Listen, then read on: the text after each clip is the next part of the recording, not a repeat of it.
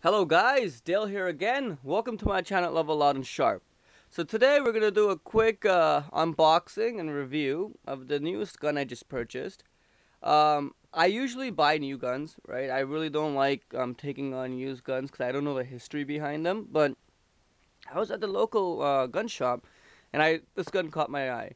The store guys told me, the previous owner didn't even put maybe 200 rounds through it. Maybe he has 300 rounds in it through it. But everything, it comes with everything it usually does from the factory. It's in great shape and the price was good. I paid $550 Canadian, taxes in, which for this gun, where I've seen other places go around 950, $800 Canadian new, right? So I saved a pretty penny, especially since the taxes in my province is 13%, right? You have to pay 13% sales tax on almost everything you buy on top of the price, right? Which is ridiculous, right? We have almost the highest tax in the country, in Canada. So let's get into it. Hanging out quickly, guys. Hanging out with us today is my newest knife purchase, my Spyderco PM2 with my Steve Slauson Crazy Minion. I'll put that over here. My Constantine Sippo. I'll put you over here. And from the depths of the ocean, it is Cthulhu. Cthulhu's hanging out with us today, guys. So let's just dive right in. This is how the gun came to me, and I was told it comes from factory. So the same Smith and Wesson paper, right? And this is it. I got the VTAC FDE 9mm M&P. What makes this different from a regular M&P? The first thing you see is it's in tan. It's in that FDE color. So before we get started, guys, let's do a quick safety check. I don't wanna make the safety Sallies angry at me. So there's no magazine in the mag well, nothing in the chamber. We're 100% safe. There's nothing in these mags. Safety Sallies can relax now. So the first thing you're gonna notice is the color, right? It's FDE, which most M&Ps don't come in, right? It's a factory finish, right? I was told this is a PVD coated, right? The slide. So I'm digging it. The second thing you notice that's different from the regular M&Ps are these sights. These are the Viking Tacticals. I think they're called the Warrior sights. And what's cool about these, they're fiber optic / night sights. So what I'm talking about is if you look right here, you'll see two sets of two dots, right? The first two dots on the bottom are night sights, right? That's for their night sights, and the two dots on top is fiber optic. And the same thing with the front sight, right? It's night sight on the bottom, fiber optic on the top. So when you present your gun, right, and you make your shooting stance, and you're looking at the sights, you're gonna see if you're in the, let's say, outside during the day, the fiber optics are gonna glow up, right? Let's say in your low light, you're in a house, you're in the dark, the night sights are gonna glow up. So it's best of both worlds, guys. You can run this during the day and be proficient.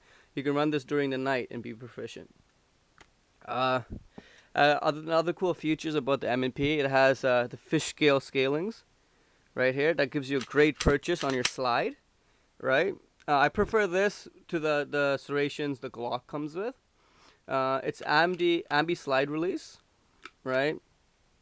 And it has the Picatinny rail, the regular stuff, and the grips are interchangeable.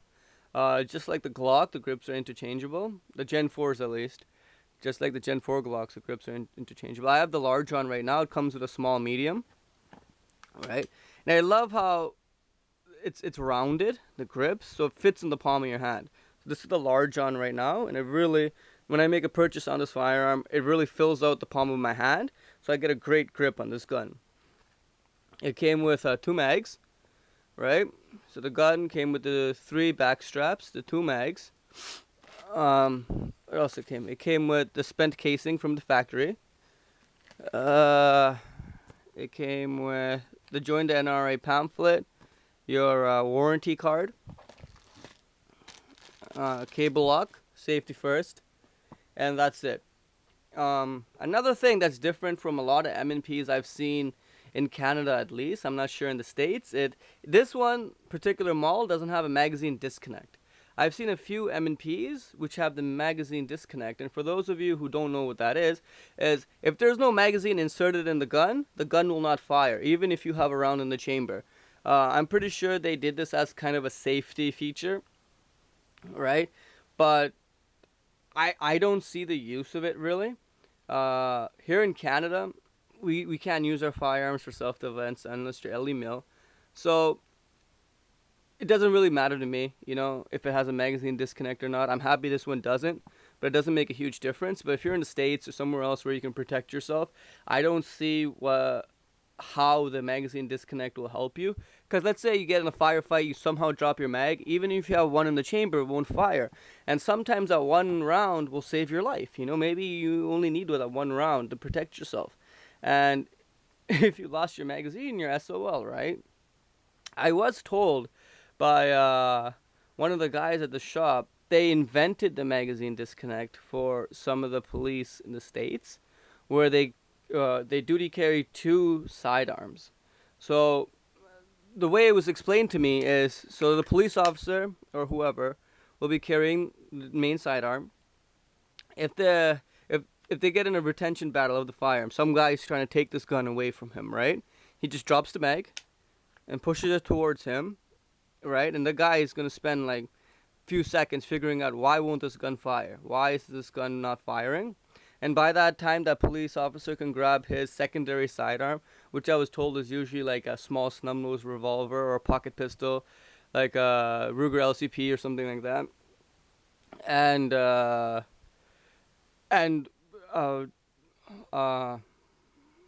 handle the threat, right?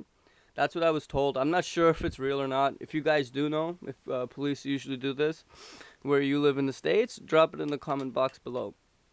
It makes sense to me, right? It kind of makes sense.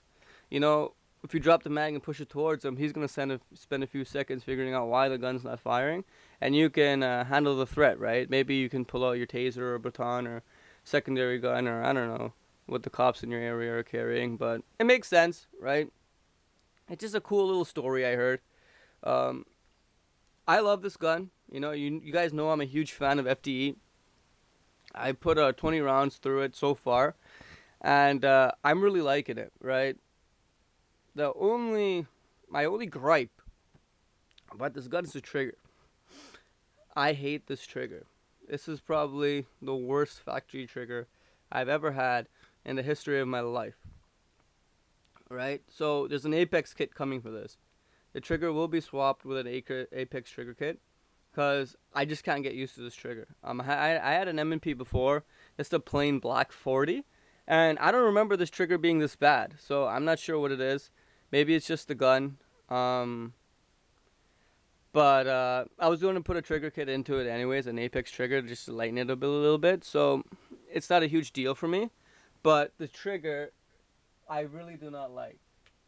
Maybe, I'm not sure, maybe it's just the gun. Maybe that's how all the VTACs are coming. I'm not 100% sure, but I'm not a fan of the trigger. So before I close this video, guys, let me give you some quick specs. So the barrel length is 4 1/4, right? It's 7.63 inches long, right? And it weighs about 24 ounces or 680 grams. And it's a wicked little gun, especially in this color. The price is right, $550, taxes in. I'm a happy camper. But that's it, guys. If you have any comments or questions, leave it in the comment box for me, or even PM me. I'll try to answer it to the best of my ability.